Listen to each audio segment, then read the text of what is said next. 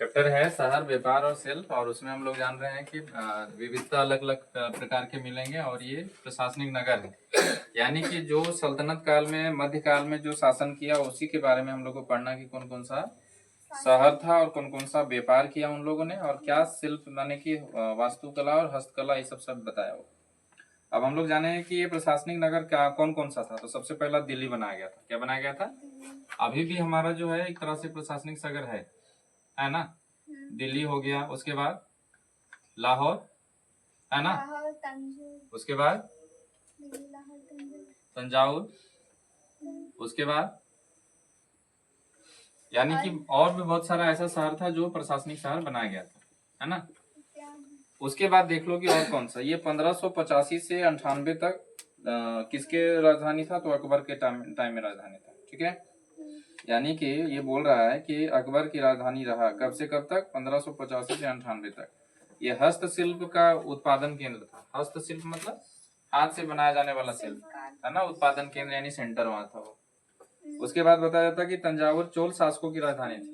तंजावुर किसका राजधानी था? चोल शासक का राजधानी था, है ना। आप बात समझो। यहाँ पे मंदिर भी बनाया गया, तीर्थ स्थल भी बनाया गया। तो मंदिर में जैसे कौन कौन सा मंदिर बोले भी तुम? हाँ, सूर्य का कोणार्क मंदिर और सोमनाथ मंदिर। हाँ, ये नहीं है सोमनाथ मंदिर, वहाँ जो महादेव का है वो सोमनाथ मंदिर ही है ना। मध्य प्रदेश का कंदरिया मंदिर, भूल गए? हाँ, वो भी होगा। और प्लस में गुजरात में सोमनाथ है, मध्य प्रदेश में भीलस्वामिन है ना। आंध्र प्रदेश में तिरुपति है, तमिलनाडु में कांचीपुरम है और मदुरै है।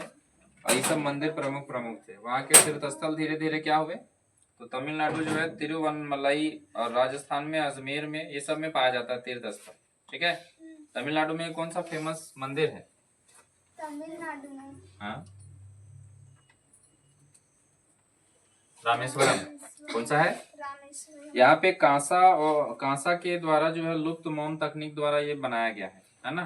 तो ये क्या है? ये कांसा बनता कैसे? कांसा मिश्रातु होता है ना। बताए थे कांसा क्या चीज से बनता है? इसको बोलते हैं ब्रास। क्या बोलते हैं? क्या बोलते हैं रे? इसमें जो रहता है वो पीबी प्लस और क्या रहता है? अच्छा, पीबी नहीं रहता है, कॉपर रहता है। क्या रहता है? कॉपर प्लस एसन, यानी टीन रहता है। ये क्या रहता है? ये टीन एक धातु होता है। और एक होता है पीतल। क्या होता है? पीतल मीन्स इसको बोलते हैं हम लोग ब्रास। क्या बोलते हैं? अब यहाँ देख लो, कॉपर प्लस जेडन रहेगा। क्या रहेगा? इसको बोलते हैं हम लोग जिंक।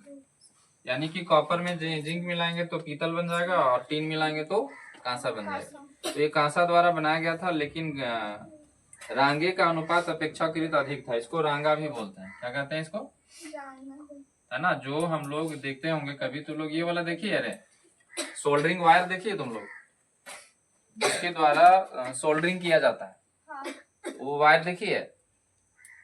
नहीं, वो पीबी और एसन का बना रहता है ना। तो वो सब उसको बताया जाता है। अब यहाँ देखो, उसी को हम लोग रांगा कहते हैं। क्या कहते हैं? ठीक है, अब यहाँ ध्यान से देखो कि ये लुप्त मोम तकनीक द्वारा बनाया गया। किसके द्वारा? लुप्त मोम तकनीक द्वारा।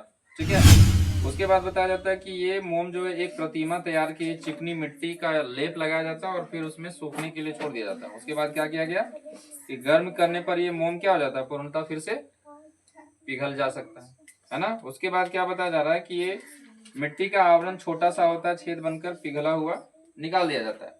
यानी कि इसको बनाया कैसे जा रहा है वो बताया जा रहा है। पहले मोम से तैयार किया गया, ठीक है। अब मोम जो है क्या होगा? गर्म करने से पिघल जाएगा, और ऊपर से पीतल का आवरण चढ़ाया गया। पीतल का आवरण, सॉरी, कांसा का आवरण चढ़ाया गया। क्या चीज का? कांसा का। अब तुम ये बताओ, इसको समझो ऐसे। ये हो गया हमारा मोम का, क्या चीज का? अब इसके ऊपर हमको मान लो इस तरह का मंदिर बनाना है। अब इसके ऊपर हम पीतल का चढ़ा सकते हैं आराम से, या कांसा का।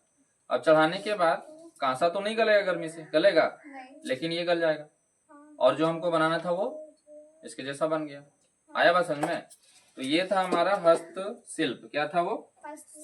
और ये सावधानी पूर्वक हटा करके मूर्ति चमकाया जाता था। ठीक है। अब पतन नगर और व्यापारिक शहर। पतन नगर, पतन क्या होता है बोलो? नहीं पता। पतन का मतलब होता है जो खत्म हो जाता है, गिर जाता है ना। पतन का मतलब खत्म हो जाना, समाप्त हो जाना या गिर जाना। और उसके बाद है व्यापारिक शहर। तो प्राचीन काल में भारतीय विशेषकर दक्षिण भारत में अंतरराष्ट्रीय व्यापार करते थे। अंतरराष्ट्रीय मतलब समझती है, इंटरनेशनल बिजनेस। किस तरह से? इंटरनेशनल। एक तरह से जो हम लोग भी कर रहे हैं वो इंटरनेशनल ही है। क्यों? क्योंकि एक देश में नहीं है, बहुत अलग अलग देश में है। ब्राजील, चाइना, है ना, Pakistan, Saudi Arabia, Philippines, Thailand, बहुत जगह पे। तो ये इंटरनेशनल हो गया।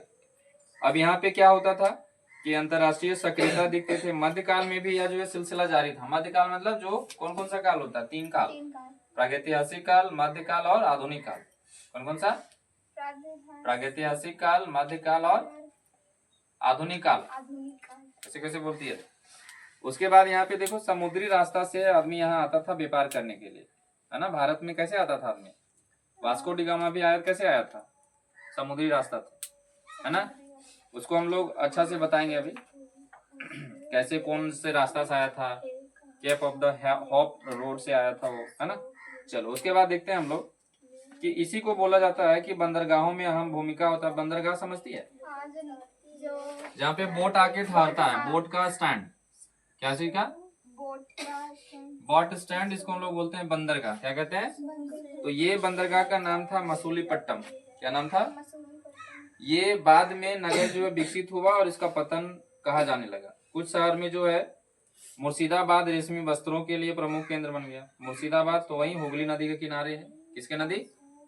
एक हुगली नदी है, तो उसी के बगल में कौन है? मुर्शिदाबाद।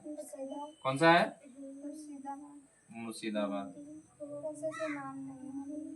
ऐसा नाम है कि याद नहीं होगा? किसी ने याद होगा? ये 1704 ईस्वी में बंगाल का राजधानी बना और बंगाल का कासिम बाजार सूती वस्त्र के लिए एक महत्वपूर्ण व्यापार शहर बन गया, है ना। बंगाल मतलब कोलकाता, पश्चिम बंगाल का राजधानी कोलकाता। तो यहाँ पे जो है ऐसे नहीं बन गया कोलकाता जो है। सबसे पहले ब्रिटेन वाला आदमी कैसे क्या बनाया था? राजधानी कोलकाता को ही बनाया था। अब इसको हटा करके फिर उसको मतलब यहाँ बनाया गया, दिल्ली। समझ में गया? ठीक है। कब बनाया गया था? तो ये ईस्वी में बनाया गया था, 1911 ईस्वी में। ठीक है, मिटा दे। चलो अब यहाँ पे बड़े और छोटे व्यापारी क्या होता है, तो इसको पहले ना हम चाहते हैं कि लिख लो, फिर याद रहेगा।